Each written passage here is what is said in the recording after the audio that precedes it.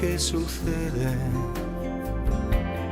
que entre la fe y la felonía, la herencia y la herejía, la jaula y la jauría, entre morir o matar, prefiero amar, prefiero amar, prefiero amar, prefiero amar, prefiero amar, prefiero amar, prefiero amar.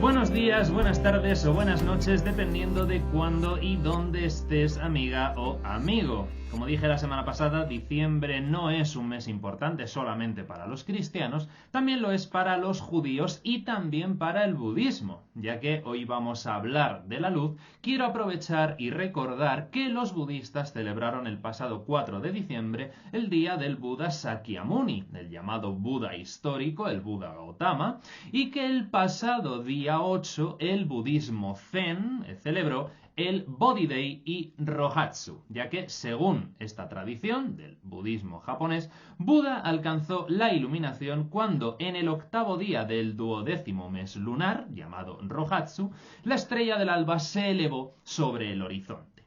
Por este motivo, durante la noche del 7 al 8, los monasterios zen suelen programar una sesshin, literalmente tocar el espíritu o tocar la esencia. Una sesshin es una sesión de meditación y suelen meditar toda la noche. A esta sesshin se la denomina, lógicamente, Rohatsu Sesshin. Pero ya que este próximo domingo, día 18 de diciembre, es tanto el domingo de Gaudete para los cristianos en Adviento, como el inicio de la fiesta de Hanukkah para los judíos, que se extenderá hasta el próximo día 26, hoy quiero hablar sobre el simbolismo de esta festividad.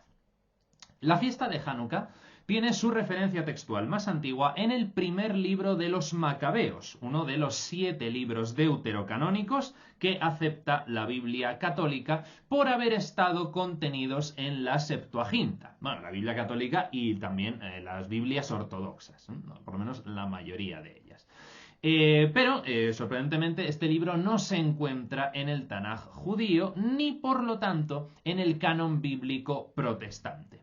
Si os interesa saber cuándo se escribieron cada uno de estos libros, en qué contexto histórico, quiénes los escribieron y qué mensajes pretendían transmitir, podéis apuntaros a mi curso de la historia de la Biblia sobre el Tanaj y el Antiguo Testamento, y también lo tenéis exactamente el primer libro de Macabeos en una clase, porque la podéis comprar por separado, y en esa clase analizamos los libros de Esther y los 2 de Macabeos. Bueno, una vez hecha la publicidad correspondiente, vamos con lo que nos ocupa. El contexto es que Judas Macabeo y sus hermanos, en torno al año 165 de nuestra era, consiguen derrotar a los ejércitos del rey seleucida Antíoco IV Epífanes y reconquistar Jerusalén. La ciudad estaba completamente helenizada, por lo que los macabeos tienen antes que nada que purificar y rededicar el templo a Yahvé. Y dice el texto bíblico: durante 8 días celebraron la consagración del altar y ofrecieron con alegría holocaustos y sacrificios de reconciliación y de acción de gracias. Adornaron la fachada del santuario con coronas de oro y escudos decorativos, repararon las entradas y las habitaciones y les pusieron puertas. Hubo gran alegría en el pueblo porque se veían libres de la humillación que les habían causado los paganos.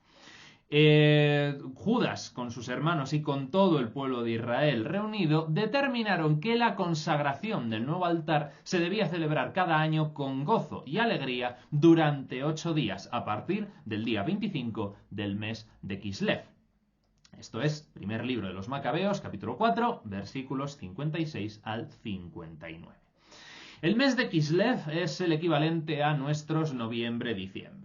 Pues bien, según este texto, lo que se conmemora durante estos 8 días de fiesta es la consagración del altar, es decir, la restitución de las relaciones del pueblo con lo divino en el Beit HaMikdash, es decir, el templo de Jerusalén, el lugar donde la Shejinah, esa presencia de Dios de la que hablábamos la semana pasada, se expresaba y permitía a Yahvé habitar con su pueblo y su kabod, la gloria, repartirse por el mundo. Cuidado, no es poca cosa. Se trata de un restablecimiento de la relación entre el hombre y lo divino, lo que celebra Hanukkah, además de la libertad de culto, que es fundamental, como recuerda Flavio Josefo en sus Antigüedades Judías al hablar de este momento de la historia de los macabeos. Pero claro, podéis decirme, pero César, si ahora no hay templo y no hay altar, puesto que, como sabéis, fue destruido en el año 70 de nuestra era, ¿no?, por los romanos durante la primera guerra judeo-romana. Si no hay templo, si no hay altar, ¿a qué viene esta celebración?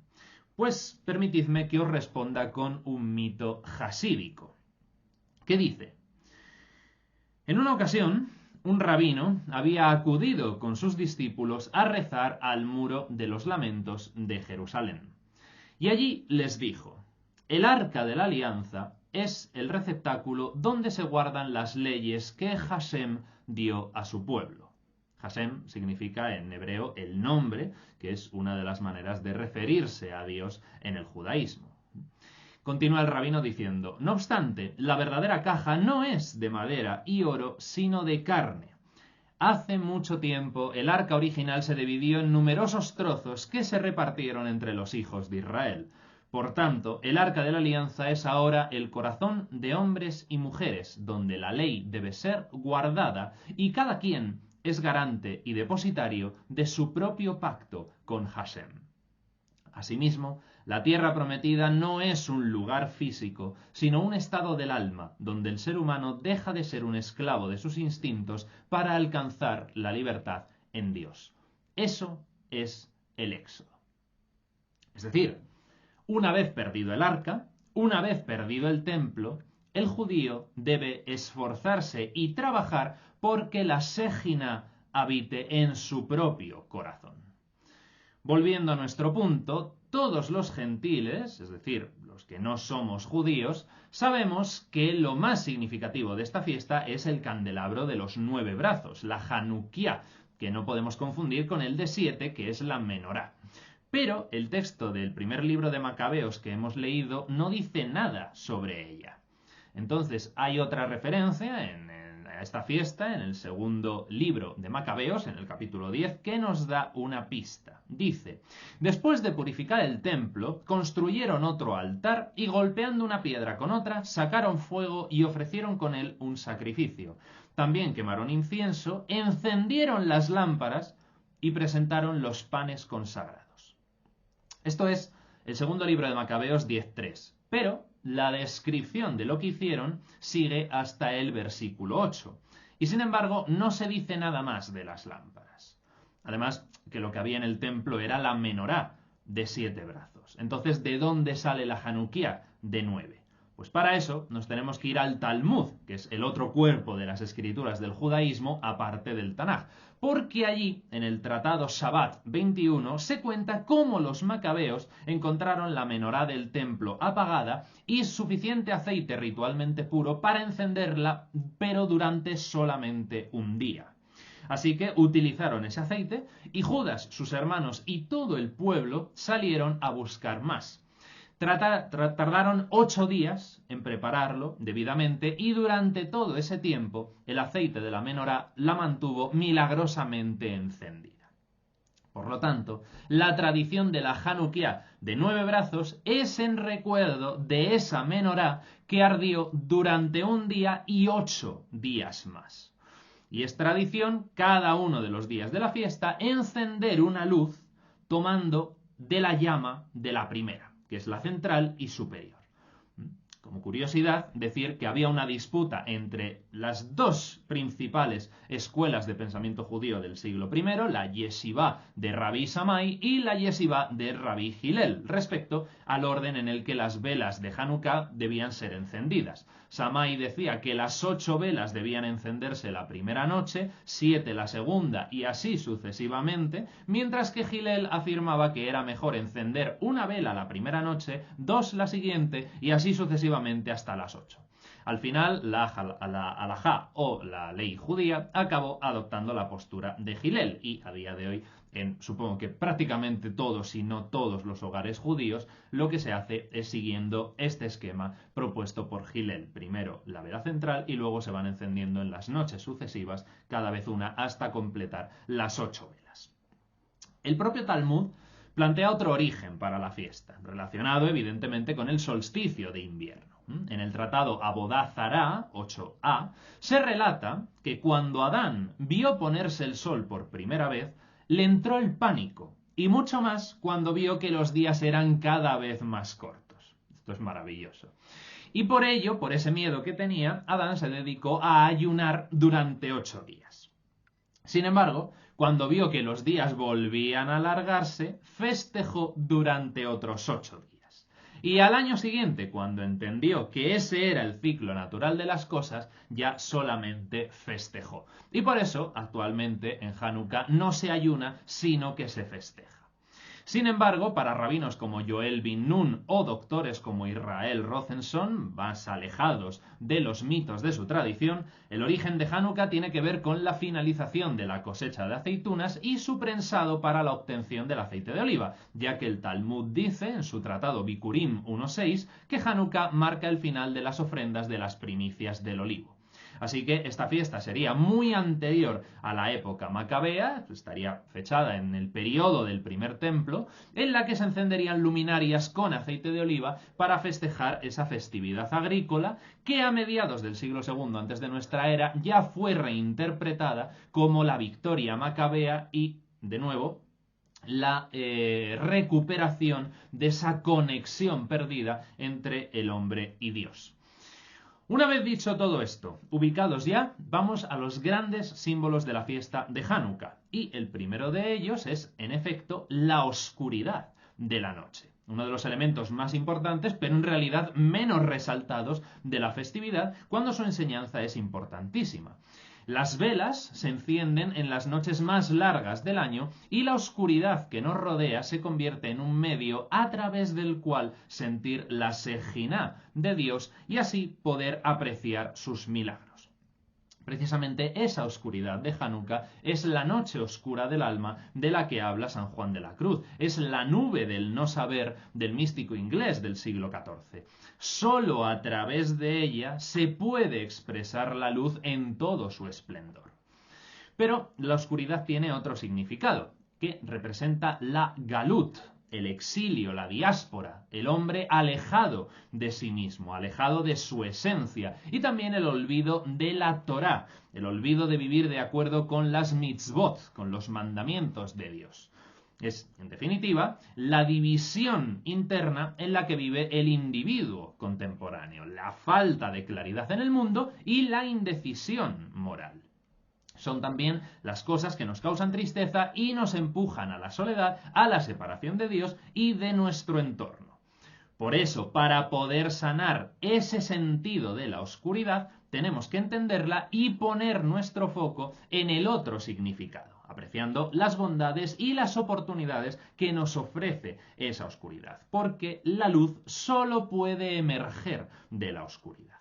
Porque al final, la noche y el exilio son también símbolos del misterio que ayuda a crecer espiritualmente y a actuar en el mundo en consecuencia.